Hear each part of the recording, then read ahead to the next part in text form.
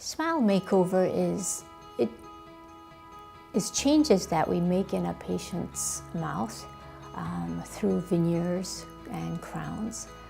It can be patients who have crooked teeth, crowded teeth, discolored teeth, cracked teeth, anything like that, and you're putting a covering on it and changing the appearance of your smile by putting porcelain on top of that through veneers or crowns.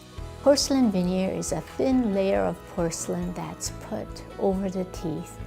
So a little bit of preparation is done on the teeth to make room for the porcelain.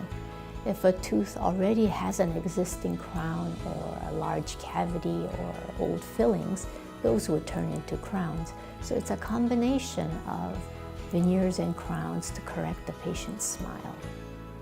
I see a lot of smile design cases out there where they don't look like natural teeth. To me, for a smile to look natural is critical, and there's so many different types of porcelain that's out there, and to know the differences and to know what should be used for each situation is important.